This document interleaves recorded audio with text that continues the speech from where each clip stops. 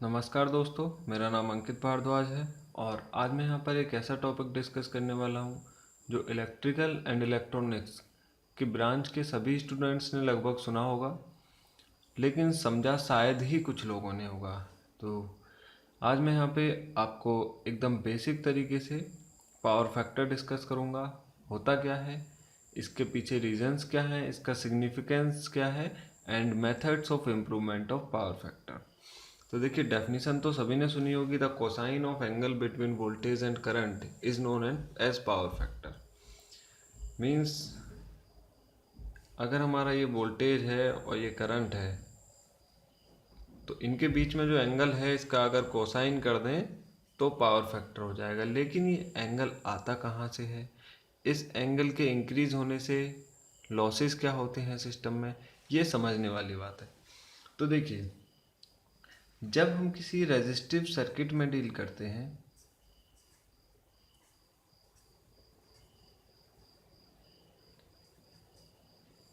Purely resistive circuit, तो voltage and current same phase में होते हैं।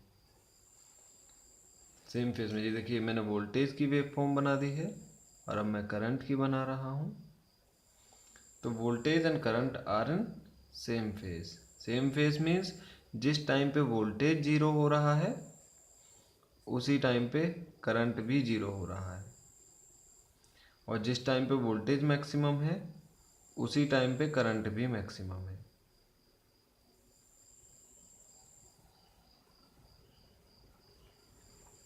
अगर मैं इसे फेजर से ड्रॉ करूं तो हम ऐसे शो कर सकते हैं।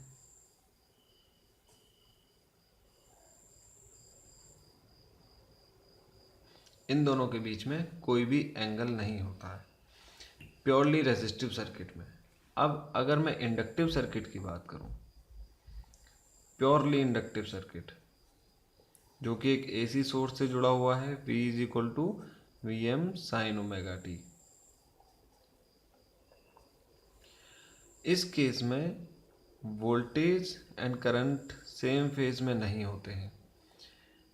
वोल्टेज अगर ये मैंने ड्रॉ कर दिया तो करंट 90 डिग्री लैग करेगा।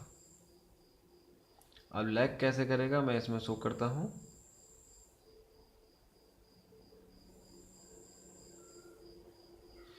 मतलब वोल्टेज जब जीरो मैक्सिमम हो रहा होगा उसके 90 डिग्री बाद करंट की वैल्यू मैक्सिमम हो रही होगी। ऐसा ही हमेशा जब वोल्टेज जीरो हो रहा होगा तो करंट 90 डिग्री बाद जीरो होगा। मैक्सिमम की कंडीशन भी ऐसी होगी, मतलब हमेशा करंट वोल्टेज से 90 डिग्री पीछे ही रहेगा। अब अगर मैं इसे फेजर से दिखाना चाहूँ तो अगर हमारा ये वोल्टेज है तो करंट जो होगा वो 90 डिग्री लैगिंग होगा। अब चलिए हम कैपेसिटर के केस में बात कर लेते हैं। प्योरली कैपेसिटिव सर्किट जो कि एक ऑल्टरनेटिंग वोल्टेज सोर्स से जुड़ा हुआ है।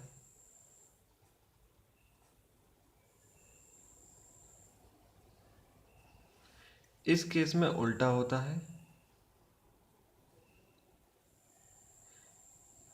इस केस में वोल्टेज हमारा लैग करता है और करंट लीड करता है। मैं वेवफॉर्म बना के दिखा देता हूं आपको।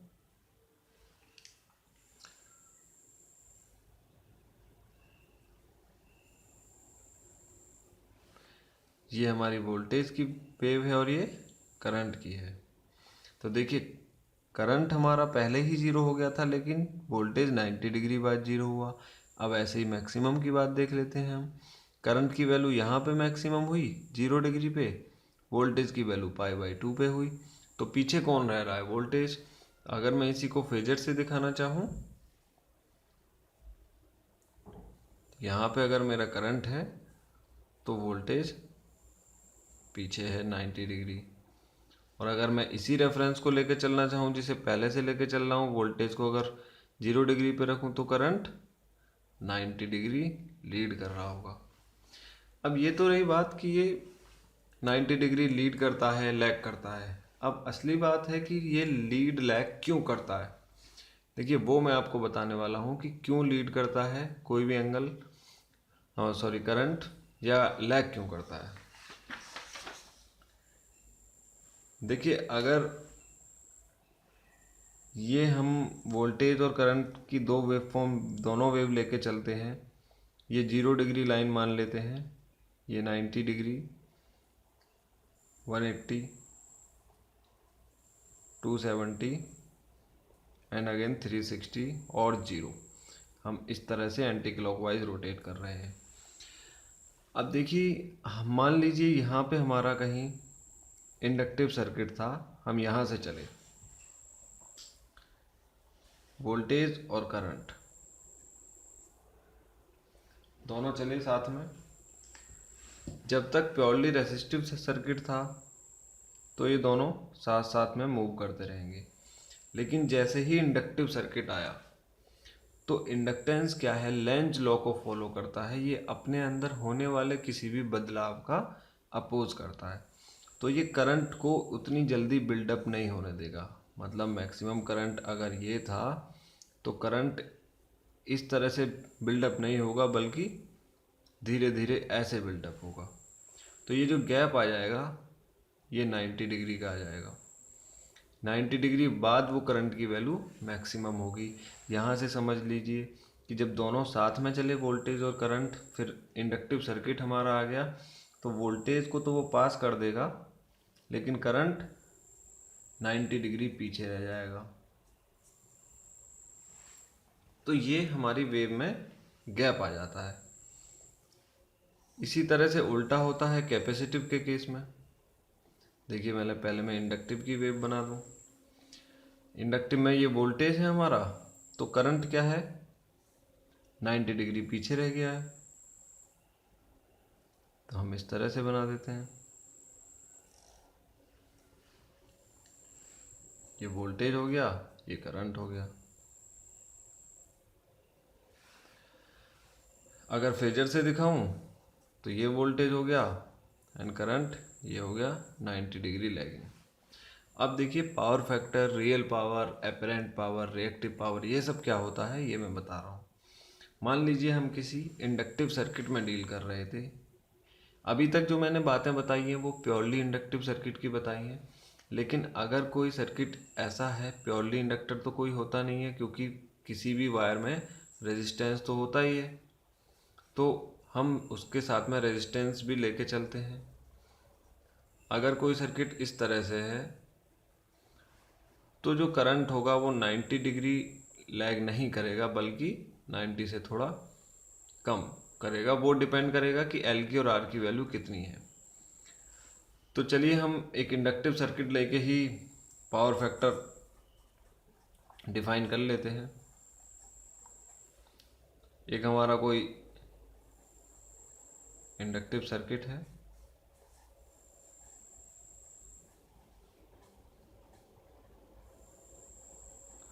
अब इसमें मान लीजिए कि ये वोल्टेज था और ये करंट है जो कि इससे किसी एक पर्टिकुलर एंगल से लैग कर रहा है। अब इस करंट के मैं दो कंपोनेंट ड्रॉ कर लेता हूँ, एक हॉरिजॉन्टल एक एंड वर्टिकल। हॉरिजॉन्टल कंपोनेंट इस साइड में होगा जो होगा I cos phi. Vertical component perpendicular होगा, वो होगा आई साइन फाई।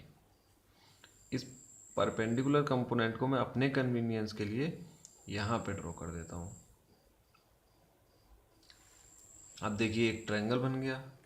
इस पूरे ट्रायंगल को मैं मल्टीप्लाई किससे करता हूँ, v से। अब v से मल्टीप्लाई करने के बाद क्या आ जाएगा, यहाँ पे आ जाएगा वी आई कॉस फाई, यहाँ पे आएगा वी आई, और यहाँ पे आएगा वी आई साइन फाई। देखिए ये जो वी आई कॉस फाई होती है इसको हम बोलते हैं रियल पावर। ये वी आई साइन फाई होती है, इसे बोलते हैं रिएक्टिव पावर।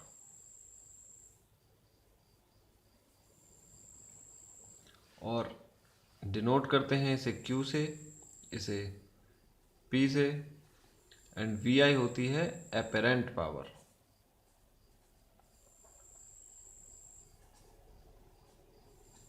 डिनोट करते हैं S से।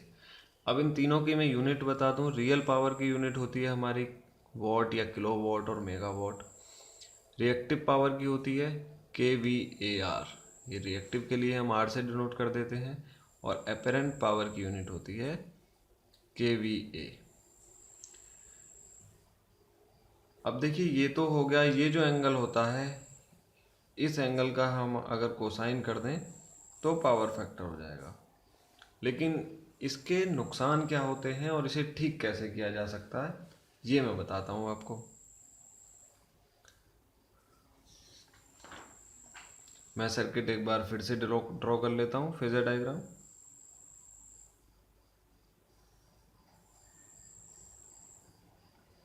VI cos phi, VI and VI sin phi।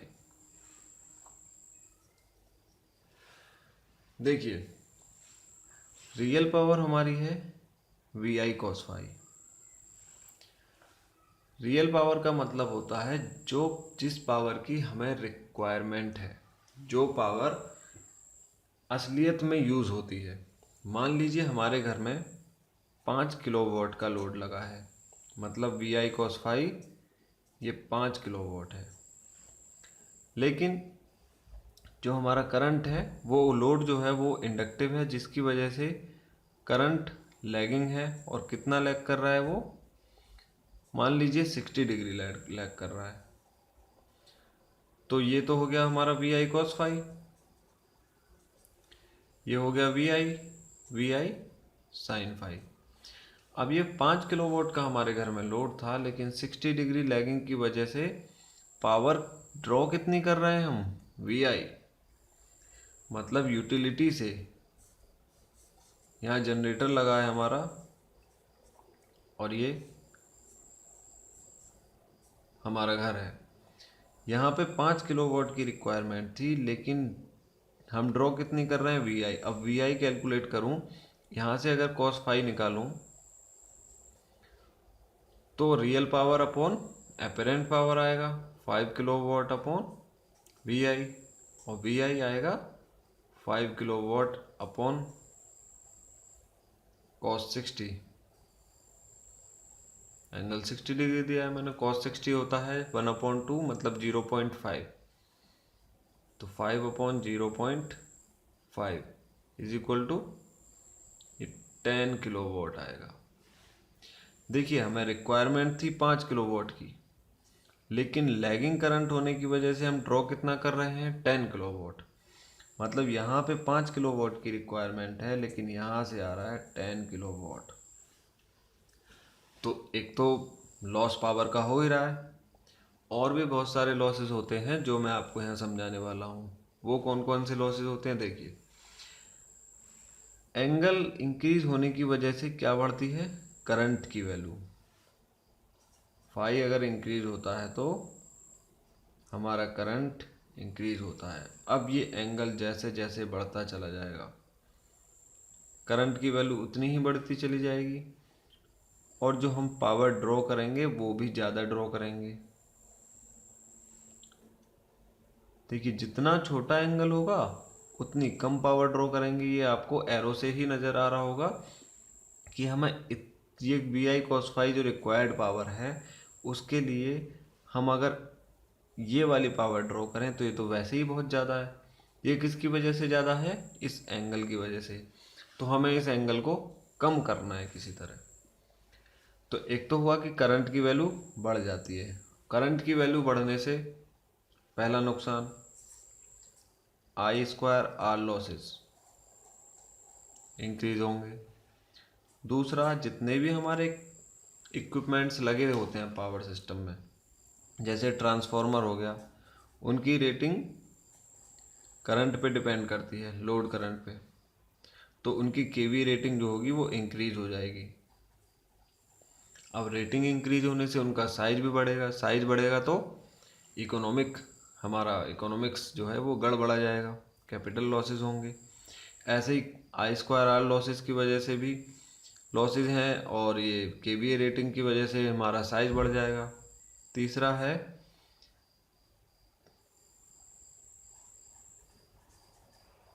Conductor size जो है वो इंक्रीज हो जाएगा।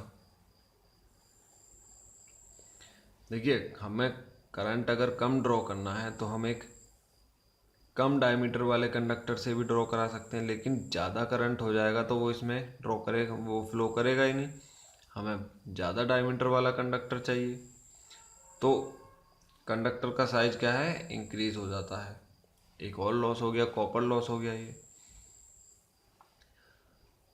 तो इस तरह से ये कई सारे लॉसेस होते हैं पावर फैक्टर लो होने की वजह से। एंगल जितना ज़्यादा होगा cos फाई उतना कम होगा।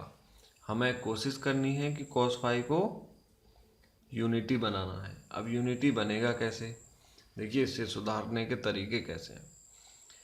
जो हमारा इंडक्टिव सर्किट है वो ड्रॉ कर रहा है lagging current. Inductive circuit source से लैगिंग करंट ड्रॉ कर रहा है, जो वोल्टेज से लैग करेगा किसी एंगल से। अगर हम ऐसा कर दें कि इसी में कुछ ऐसी चीज़ लगा दें जो लीडिंग करंट ड्रॉ करे, मतलब एक करंट इधर को आए वोल्टेज से लीड करता हुआ, तो इन दोनों करंट का जो रिजल्टेंट आएगा वो कहीं इन दोनों के बीच में आएगा, मतलब एंगल डिक्रीज हो जाएगा। तो देखिए ऐसा क्या इक्विपमेंट मैंने बताया, हम एक पैरेलल में कैपेसिटर लगा देते हैं, ये लीडिंग करंट ड्रॉ करेगा, इंडक्टर लैगिंग कर रहा था, तो ओवरऑल करंट जो यहाँ से जाएगा, पहले अगर इंडक्टर ड्रॉ कर रहा है IL, कैपेसिटर ड्रॉ करेगा IC, तो इन दोनों का रिजल्टेंट कहीं बीच में आएगा। तो ये वाला एंगल जो पहले ज़्यादा था वो कम हो जाएगा। अब कितना कम होगा ये डिपेंड करता है C और L की वैल्यू पे, लेकिन पहला तरीका क्या हो गया, स्टैटिक कैपेसिटर्स। स्टैटिक कैपेसिटर्स अगर हम लोड के पैरेलल में लगा दें तो हमारा पावर फैक्टर इम्प्रूव हो सकता है। दूसरा है सिंक्रोनस कंडेंसर्स।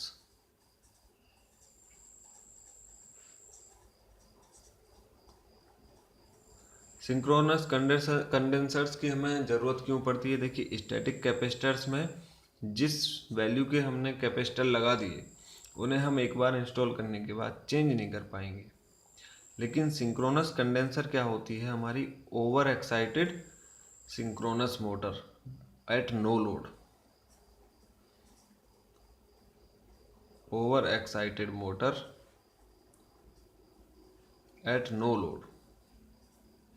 अगर हम सिंक्रोनस मोटर को ओवर एक्साइटेड कंडीशन में चला दें बिना लोड के, तो वो कैपेसिटर की ही तरह काम करती है, लीडिंग करंट ड्रॉ करती है,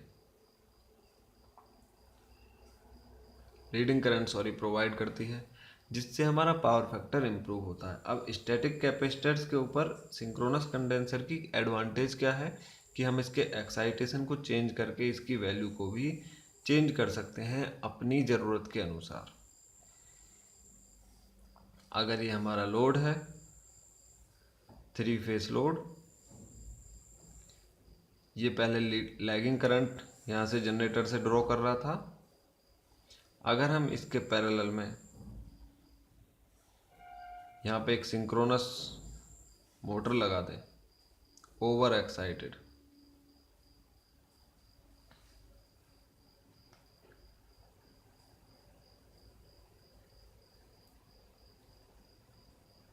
ओवर एक्साइटेड सिंक्रोनस मोटर लगा दें तो इसका पावर फैक्टर इम्प्रूव हो सकता है। फाई की वैल्यू डिक्रीज हो सकती है, कॉस फाई की वैल्यू इंक्रीज हो सकती है। तो आई होप आपको ये पावर फैक्टर का कंसेप्ट समझ में आया होगा। ऐसी ही और भी इलेक्ट्रिकल की बेसिक वीडियोस से जुड़े रहने के लिए चैनल को सब्सक्राइब करना ना भूलें, और अगर आपको ये पसंद आया तो लाइक करें, अपने दोस्तों के साथ शेयर करें। Thank you.